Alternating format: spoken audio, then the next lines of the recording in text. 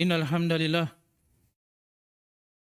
nahmaduhu wa nasta'inuhu wa nastaghfiruh wa na'udzu billahi min shururi anfusina wa min sayyiati a'malina.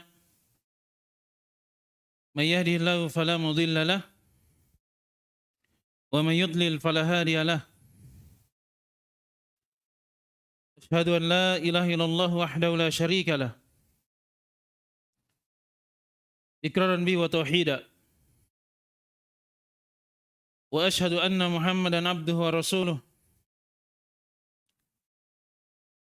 sallallahu alaihi wa ala alihi wa ashabihi wa ikhwanihi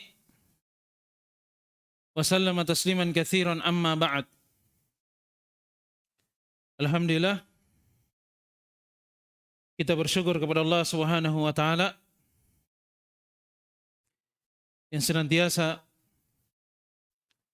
memberikan nikmatnya kepada kita seluruhnya.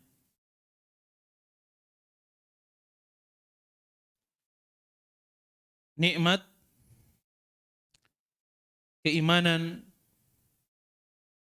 keislaman, ketakwaan, dan juga nikmat kesehatan, kekuatan, umur yang panjang, dan dengan nikmat tersebut hendaknya kita semakin memperhambakan diri kepada Allah Subhanahu wa taala Rabbul Alamin. Alhamdulillah, pada kesempatan di sore hari yang berbahagia ini, di hari Jumat, kita akan membahas dari pembahasan khusus yang berkaitan dengan muslimah, yang juga tentunya ini perlu diketahui untuk para lelaki, agar ketika dia mengilmui, mempelajari dari sifat-sifat wanita yang salihah, yang dengannya dia berharap dengan keselihatannya tersebut Allah Subhanahu wa taala memberikan karunia rahmat kepada dirinya sehingga masuk ke dalam surga. Maka ya para suami yang sudah menikah, wajib bagi mereka untuk mempelajari dari sifat-sifat istri yang salihah yang merupakan sifat dari penghuni surga, agar dia dapat membimbing dari istrinya pada jalan yang benar, keridhaan Allah Subhanahu wa taala. Tema pembahasan kita di sore hari yang berbahagia ini, sifat wanita penghuni surga. Di dalam riwayat Imam Al-Bukhari dan Imam Muslim dari sahabat Abdullah bin Abbas radhiyallahu taala anhuma, beliau mengkhabarkan kepada muridnya Atha bin Abi Rabah tentang kesabaran dari seorang wanita yang merupakan penduduk surga. Kita akan baca dari riwayatnya dari Atha bin Abi Rabah. Qala li Ibnu Abbasin radhiyallahu taala anhuma, ala urika imra'atan min ahlil jannah? Qultu bala. Qala hadhil mar'atu sauda atatin nabiyya sallallahu alaihi wasallam faqalat inni usra wa inni atakashaf fad'u Allah li. Qala in syi'ti sabarti walakil jannah wa in syi'ti da'autullaha an yu'afiyaki. Faqalat asbiru. Faqalat inni atakashaf. Fad'ullaha li alla atakashafa fada'alaha. Ini dari kisah yang menakjubkan yang hendaknya para wanita muslimah di masa ini mereka meneladani dari keadaan sahabiyat radhiyallahu taala anhunna, dari sifat-sifat mereka, amalan-amalan mereka, kegigihan dan semangat mereka di dalam menuntut ilmu agama. Oleh sebab itu, apabila para wanita muslimah mereka memiliki semangat untuk menuntut ilmu, belajar, mengamalkan dari ilmunya, bersabar di atasnya, apalagi di masa yang kita berada di saat ini, banyak ujian dan cobaan, banyak fitnah. Maka kalau mereka mampu bersabar di atasnya, ini akan menjadi dari kebaikan yang amat besar untuk para wanita muslimah. Dari Atha bin Abi Rabah rahimahullah ta'ala, annahu qala, bahasanya beliau berkata, qala li Ibnu Abbasin radhiyallahu ta'ala anhuma. Ibnu Abbas radhiyallahu ta'ala anhuma, beliau berkata kepadaku, ala urika imra'atan min ahlil jannah. Maukah engkau saya perlihatkan, saya tunjukkan seorang wanita dari penduduk surga. Di dalam syariat kita terkadang memang ada yang disebutkan, dita'yin, ditentukan dari nama-namanya, disebutkan oleh Nabi kita Muhammad sallallahu alaihi wasallam bahwasanya mereka-mereka ini adalah penduduk surga. Sebagaimana di dalam riwayat Al-Imam At-Tirmidzi dari sahabat yang mulia Abdurrahman bin Auf radhiyallahu taala anhu, dari Nabi kita Muhammad sallallahu alaihi wasallam, beliau berkata, Abu Bakar fil jannah, wa Umar fil jannah, wa Utsman fil jannah, wa Ali fil jannah, wa Talha fil jannah, wa Zubair fil jannah, wa Abdurrahman bin Auf fil jannah, wa Sa'ad bin Abi Waqqas fil jannah, wa Sa'id bin Zaid fil jannah, wa Abu Ubaidah bin Al-Jarrah fil jannah. Ini dari 10 sahabat yang dijamin masuk surga, yang namanya disebutkan oleh Nabi kita Muhammad sallallahu alaihi wasallam. Abu Bakar penghuni surga, Umar ibn al-Khattab penghuni surga, Utsman ibn Affan penghuni surga, Ali bin Abi Thalib penghuni surga, Talha penghuni surga, Zubair penghuni surga, Abdurrahman bin Auf penghuni surga, Sa'ad bin Abi Waqqas penghuni surga, Sa'id bin Zaid penghuni surga, Abu Ubaidah bin Al-Jarrah penghuni surga. Disebutkan namanya oleh Nabi kita Muhammad sallallahu alaihi wasallam. Ya, sama dengan kisah yang disebutkan oleh sahabat yang mulia Abdullah bin Abbas radhiyallahu taala anhuma. Disebutkan dari kriterianya, orangnya jelas. Dan terkadang di dalam syariat kita disebutkan dari amalan-amalan. Kalau dia melakukan dari amalan tertentu, amalan soleh, maka dia dengan amalan tersebut diharapkan masuk ke dalam surga. Allah Subhanahu wa taala menyebutkan dalam firman-Nya, "Man 'amila shalihan min dzakarin aw untha wa huwa mu'min, falanuhyiyannahu hayatan thayyibah wa lanajziyannahum ajrahum bi ahsani ma kanu ya'malun." Siapa yang beramal dengan amalan yang saleh, baik dia seorang lelaki ataupun seorang wanita, dan dia dalam keadaan beriman, ini sifat.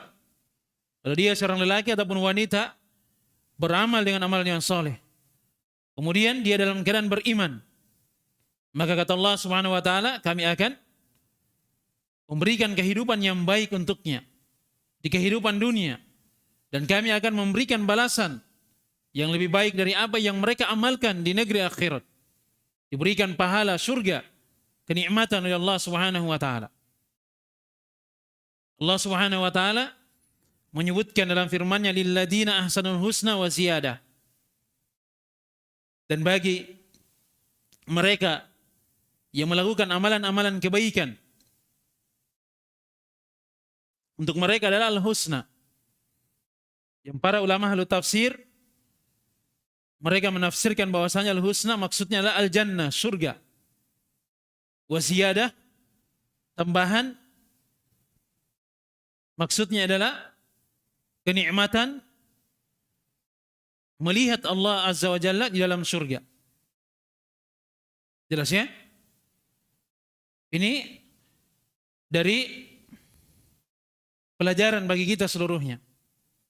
Siapa yang beramal dengan amalan yang soleh, dia dalam keadaan beriman, maka pasti akan dijamin untuknya kehidupan, kebahagiaan di dunia. Dan di negeri akhirat diberikan balasan yang terbaik dari apa yang dia amalkan di kehidupan dunia. Kalau dia melakukan amalan-amalan yang baik, ihsan, maka pasti balasannya untuknya adalah surga dan juga tambahan kenikmatan. Bahkan ini merupakan dari kenikmatan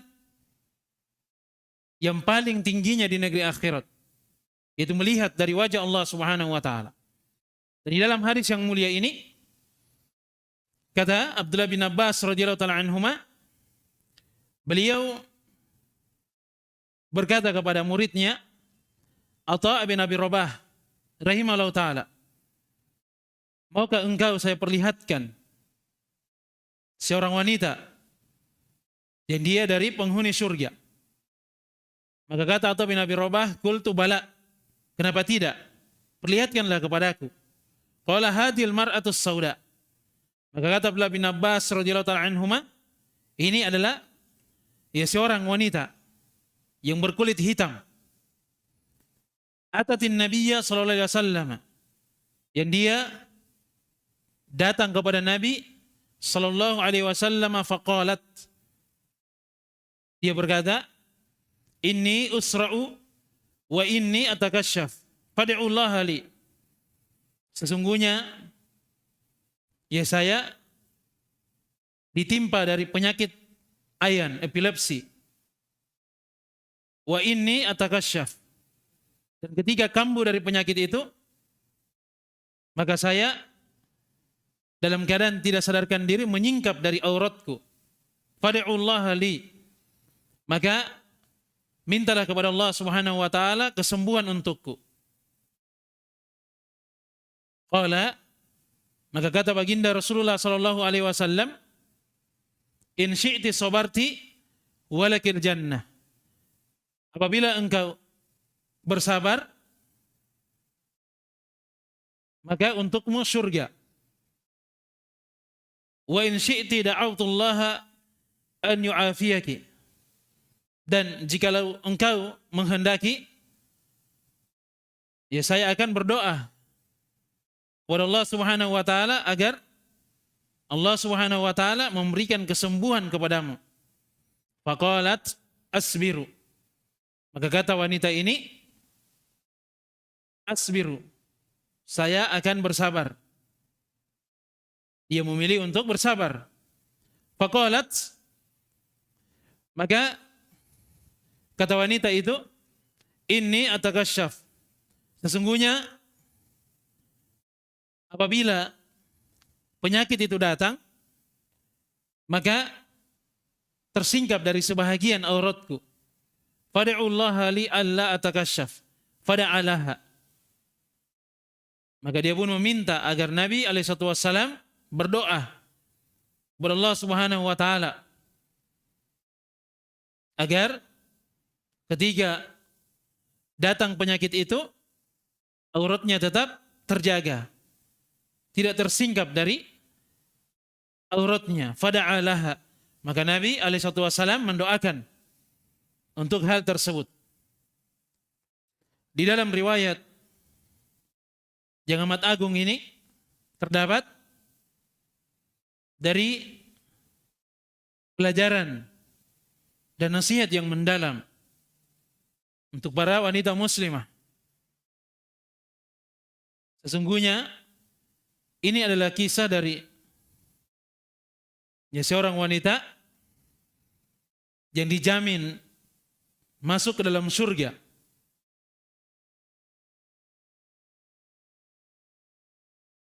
Dari Atha ibn Abi Rabah rahimahullah ta'ala.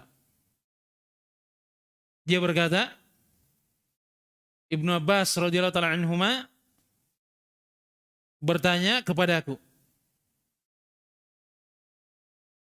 maukah engkau saya perlihatkan dari seorang wanita yang dia dijamin masuk ke dalam surga? Ini yang kabarkan adalah Nabi kita Muhammad SAW, yang beliau tentunya mendapatkan wahyu dari Allah Subhanahu wa taala. Allah Subhanahu wa taala menyebutkan dalam firman-Nya, "Wa ma yantiqu 'anil hawa in huwa illa wahyun yuha."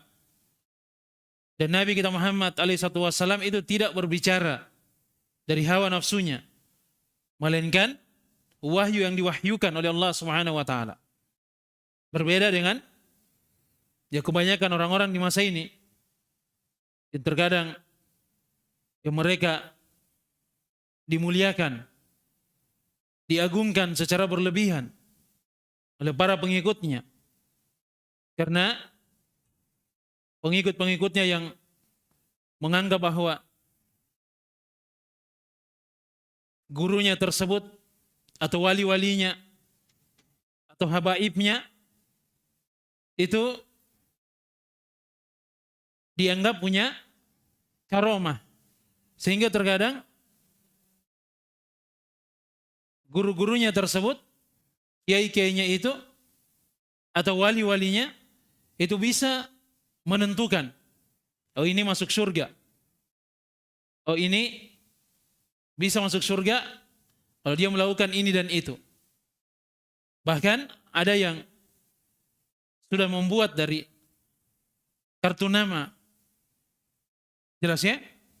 Dan inilah hal yang tentu kalau kita belajar, kita akan faham bahwasanya hal tersebut bukanlah dari tuntunan dari Nabi kita Muhammad SAW. Dari mana dia tahu bahwasanya orang-orang tersebut masuk ke dalam surga, dia yang jamin, jelas ya? Dan ternyata kalau kita lihat dari orang-orang tersebut, dia mengumpulkan dari harta manusia, jelas ya? Oleh sebab itu, jangan tertipu dengan keadaan sebahagian orang yang terkadang diberikan janji-janji, kalau bayar mahar seperti ini, nanti derajatmu di surga seperti ini, jelas ya? Nah, kalau dalam riwayat ini memang Nabi kita Muhammad SAW yang menyebutkannya, dan itu wahyu dari Allah Subhanahu wa taala.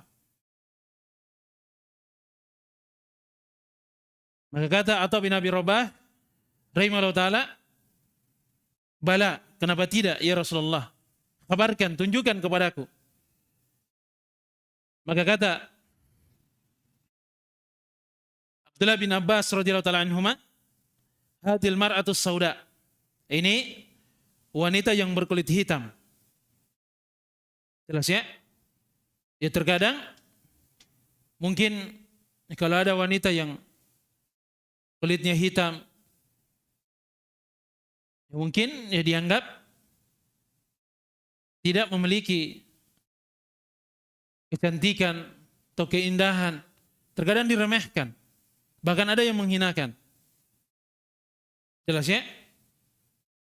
Tapi Allah Subhanahu wa taala ya tidak melihat dari rupa, kemudian dari keindahan tubuh kalian, tapi yang dilihat adalah amalan dan hati-hati kalian. Kata Nabi kita Muhammad sallallahu alaihi wasallam, "Inna Allah la yanzuru ila ajsadikum wala ila amwalikum, walakin yanzuru ila a'malikum wa qulubikum."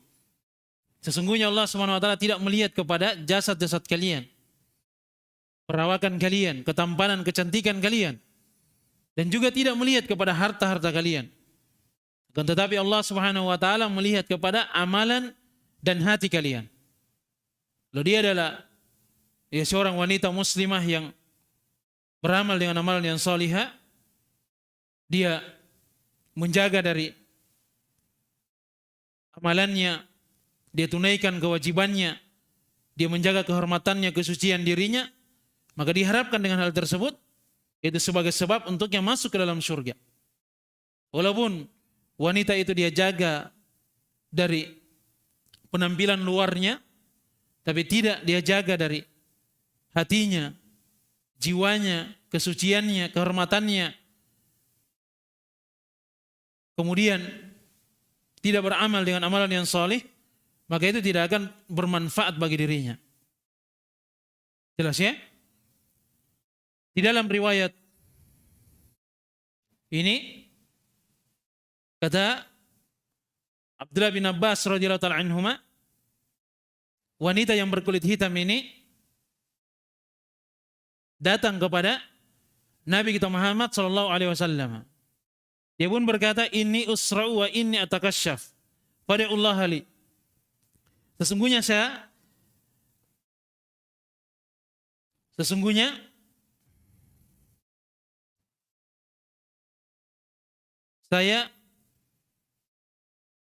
tertimpa dengan penyakit ayan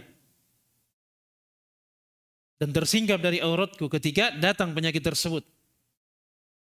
Jelas ya? Jadi kalau ada orang yang sakit, maka dia datang kepada ahlinya. Jelas ya? Mungkin dia datang kepada orang yang berilmu, bisa diberikan nasihat. Kalau ada nasihat yang berkaitan dengan penyakitnya, diberikan nasihat. Atau dia datang kepada seorang dokter, dia bertanya, konsultasi tentang penyakitnya.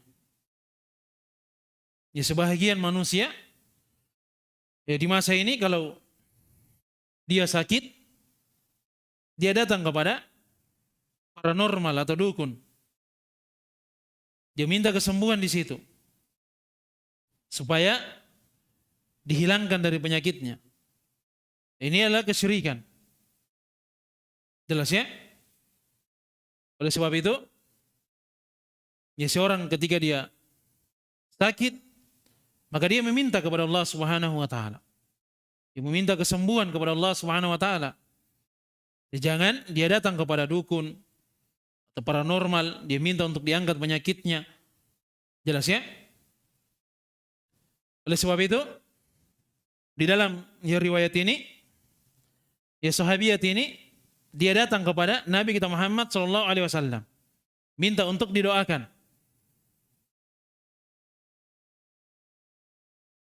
Kalau misalnya ada yang sakit, dia datang kepada orang yang berilmu, orang yang soleh, minta untuk didoakan, itu hukumnya boleh. Jelas ya? Qala, maka kata Nabi kita Muhammad sallallahu alaihi wasallam, beliau memberikan dua pilihan. In syi'ti sabarti walakil jannah. Jikalau engkau menghendaki, engkau bersabar, maka untukmu surga. Wa in syi'ti da'utullaha yuafiyaki. Dan apabila engkau menghendaki, saya akan berdoa meminta kepada Allah Subhanahu wa taala agar Allah Subhanahu wa taala memberikan kesembuhan kepada dirimu. Faqalat, maka kata wanita ini, asbiru, ya saya bersabar. Faqalat, maka kata wanita tersebut, inni atakasyaf, hanya saja kalau datang penyakit itu tersingkap dari auratku. Maka dia tetap meminta kepada Nabi alaihissalam untuk berdoa kepada Allah Subhanahu wa taala supaya ketika kambuh penyakitnya dia tidak menyingkap dari auratnya. Maka Nabi alaihissalam meminta kepada Allah Subhanahu wa taala terjaga dari auratnya. Jadi ini pelajaran untuk para wanita muslimah, apalagi di masa yang kita berada di saat ini. Jelas ya? Kebanyakan dari para wanita muslimah, karena mereka tidak belajar, tidak ada keinginan untuk menuntut ilmu, jauh dari majelis ilmu, akhirnya mereka apabila keluar dari rumahnya berpenampilan tidak menjaga dari auratnya, memakai pakaian yang tipis yang membentuk dari auratnya. Dan ini adalah pakaian yang terlarang dalam agama kita. Jelas ya? Allah Subhanahu wa taala berfirman, wa qarna fi buyutikunna wala tabarrujna tabarrujal jahiliyatil ula. Hendaklah kalian para wanita itu menetap di rumah-rumah kalian sendiri, tinggal di rumah, dan janganlah kalian bertabarruj sebagaimana tabarrujnya orang-orang jahiliyah di masa lalu. Kalau misalnya para wanita muslimah karena adanya alasan udzur sehingga mereka keluar dari rumahnya, misalnya untuk menuntut ilmu atau ada keperluan yang tidak bisa diwakilkan, maka mereka harus tetap menjaga dari auratnya. Jangan bertabarruj seperti tabarrujnya orang-orang jahiliyah di masa lalu. Ketika mereka berpakaian, terlihat dari auratnya, tersingkap.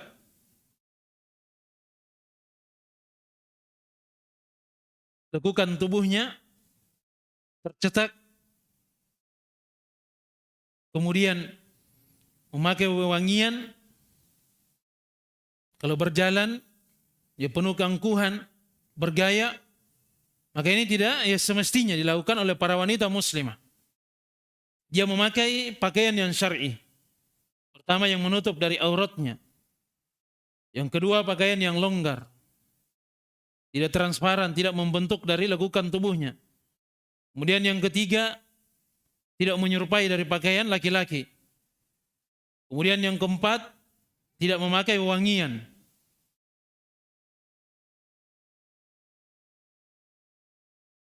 Dan asal dari pakaian itu dimaksudkan untuk para wanita untuk menutup dari auratnya, bukan untuk berhias. Jadi jangan dia memakai pakaian yang banyak manik-maniknya, ada bordirannya, yang apabila kalau dia melewati dari para lelaki itu akan memperhatikan dari pakaiannya. Ini juga adalah hal yang tidak dibenarkan. Bahkan ya para ulama kita menjelaskan kalau misalnya ada seorang wanita yang memakai tas misalnya, itu dia pakai di dalam jilbabnya, jangan dia pakai di luar. Kalau dia pakai di luar itu akan membentuk dari pundaknya. Jelas ya? Nah ini adalah hal yang terkadang ya dianggap remeh. Maka para wanita muslimah mereka menjaga dari auratnya. Perhatikan di dalam riwayat yang mulia ini. wanita ini dia memiliki penyakit ayan, epilepsi. Ketika kambuh penyakitnya, otomatis dia tidak sadarkan diri. Dan itu udzur. Apa yang dia lakukan itu sebenarnya tidak terhitung dosa untuknya. Kenapa? Karena di luar dari kemampuannya, tanpa sadar. Tapi wanita ini yang dijamin masuk surga tetap dalam keadaan seperti itu dia meminta kepada Nabi kita Muhammad SAW untuk berdoa kepada Allah Subhanahu Wa Taala supaya tidak tersingkap dari auratnya. Ya sekarang ini di masa ini ya para wanita dalam keadaan sehat akalnya jelas ya, mereka dengan rela memperlihatkan dari auratnya, senang diperhatikan dari penampilannya. Semakin banyak yang memuji, dia semakin senang dengan hal itu. Ini bukan dari sifat wanita salihah, bukan dari sifat wanita penghuni surga. Jelas ya? Kemudian pelajaran yang berikutnya di dalam riwayat ini, keutamaan dari kesabaran. Ya, seorang ketika dia mendapatkan ujian, musibah, maka segera dia bersabar. Kesabaran itu pasti akan membawa kebaikan untuk dirinya. Allah Subhanahu wa taala menyebutkan dalam firman-Nya, innama yuwaffas sabiruna ajrahum bighairi hisab. Sesungguhnya Allah Subhanahu wa taala akan memberikan balasan bagi mereka yang bersabar tanpa batas. Dan Allah Subhanahu wa taala menyebutkan dalam firman-Nya, innallaha ma'as sabirin. Sesungguhnya Allah Subhanahu wa taala bersama orang-orang yang sabar. Berikan taufik, memberikan pertolongan kepada mereka. Berikan hidayah, petunjuk kepada orang-orang yang bersabar. Dan kesabaran itu kata para ulama kita terbagi menjadi 3. Yang pertama, dia bersabar di atas ketaatan. Dia menjalankan kewajiban, dia bersabar. Kemudian yang kedua, dia bersabar untuk tidak melakukan dosa dan maksiat. Dia tahan dirinya, dia kendalikan dari jiwanya jangan sampai terjatuh ke dalam dosa dan maksiat. Kemudian yang ketiga, dia bersabar dari takdir Allah Subhanahu wa taala yang menyakitkan bagi dirinya. Jadi timpa ujian, cobaan, penyakit, maka dia segera bersabar. Dan kesabaran itu kata Nabi kita Muhammad sallallahu alaihi wasallam, inda sadmatil ula, pada hentakan pukulan yang pertama. Jelas ya? Dan seseorang ketika dia diperhadapkan oleh musibah, ujian, cobaan, terbagi menjadi 4 keadaan. Yang pertama, ada yang berkeluh kesah. Kalau dia berkeluh kesah, ini hal yang diharamkan. Yang kedua, wajib untuknya bersabar. Dia mampu bersabar, dia dapat pahala dengan hal itu, dengan ujian yang datang kepada dirinya. Yang ketiga, dia ridha dengan ujian, penyakit yang dia diuji dengannya. Kemudian yang keempat, justru dia bersyukur ketika mendapatkan ujian dan cobaan. Karena dia paham bahwa di balik ujian itu ada penggugur dosa bagi dirinya. Oleh sebab itu dalam riwayat kata Nabi kita Muhammad sallallahu alaihi wasallam, hatta syaukatu yushakuha illa kaffarallahu biha min khotoyahu. Sampai apabila dia tertusuk duri, Allah Subhanahu wa taala akan menggugurkan dengan hal itu dari dosa-dosanya. Jadi ketika dia tertimpa oleh ujian, cobaan, mungkin dia sakit atau ada yang memberatkan bagi dirinya, meninggal keluarganya, orang yang dia cintai, atau ada barang yang hilang, dia bersabar, maka pasti akan gugur dari dosa-dosanya. Kata para ulama kita, yang gugur itu hanyalah dosa-dosa kecilnya saja. Kalau dosa-dosa besarnya, perlu untuk dia bertaubat secara khusus. Jelas ya? Dan di dalam riwayat dari Imam Muslim, dari sahabat Suhaib bin Sinan radhiyallahu ta'ala anhu, kata Rasulullah sallallahu alaihi wasallam, ajaban li amril mu'min, inna amrahu kullahu lahu khairun, wa laysa dzalika li ahadin illa lil mu'min. Betapa menakjubkannya dari perihal seorang mukmin. Segala keadaannya adalah kebaikan, dan tidaklah disandang dari sifat ini kecuali hanya seorang mukmin saja.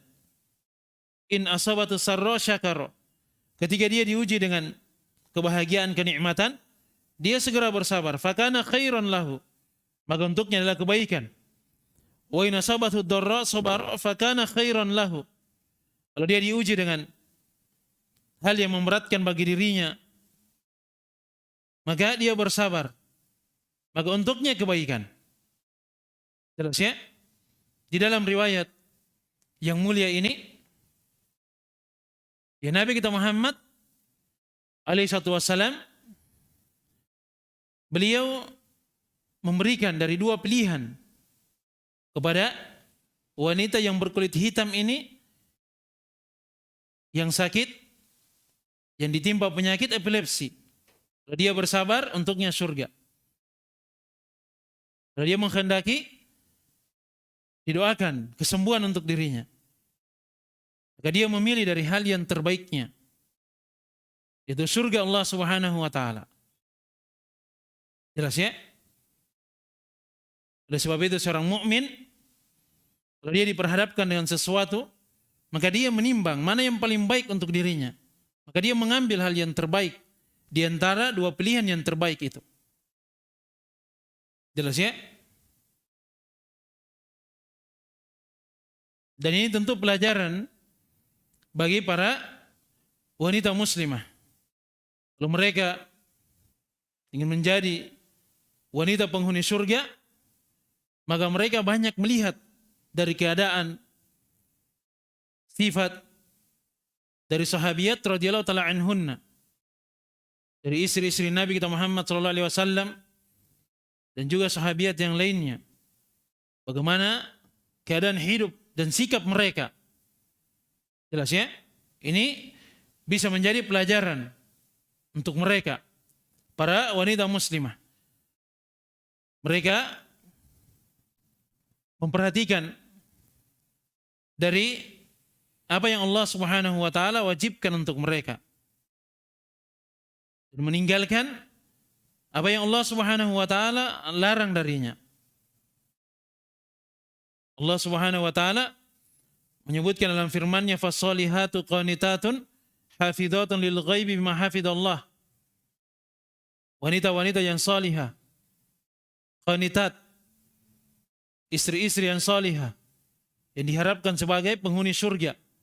Mereka itu qanitat, taat, tekun di dalam beribadah. Kemudian hafizat, mereka menjaga dari kehormatannya ketika suaminya tidak berada di sisinya, dengan apa yang Allah Subhanahu wa taala jaga untuk diri mereka. Jelas ya? Jadi ini dari hal yang perlu untuk diperhatikan. Kewajiban kepada Allah Subhanahu wa taala, apa yang diwajibkan itu ditunaikan. Kemudian yang kedua, kalau dia sudah menikah, maka dia menjaga dari pelayanan dia kepada suaminya. Dalam kisah ini adalah hal yang jelas ya.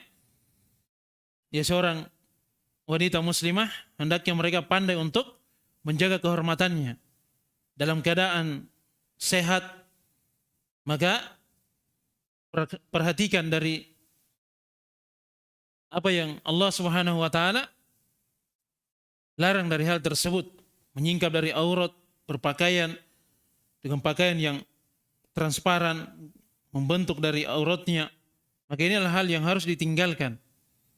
Terus ya, ini dari ya pelajaran yang bisa kita sampaikan di dalam riwayat yang agung ini. Semoga ada manfaatnya bagi kita seluruhnya, dan semoga Allah Subhanahu wa taala menganugerahkan sifat kesabaran bagi kita seluruhnya, dan semoga Allah Subhanahu wa taala menerima dari seluruh amalan kebaikan kita, melipat gandakannya, mengampuni dan menggugurkan dari seluruh dosa dan kesalahan kita. Ya, subhanakallahumma bihamdik, asyhadu an la ilaha illa anta astaghfiruka wa atubu ilaik. Assalamualaikum warahmatullahi wabarakatuh.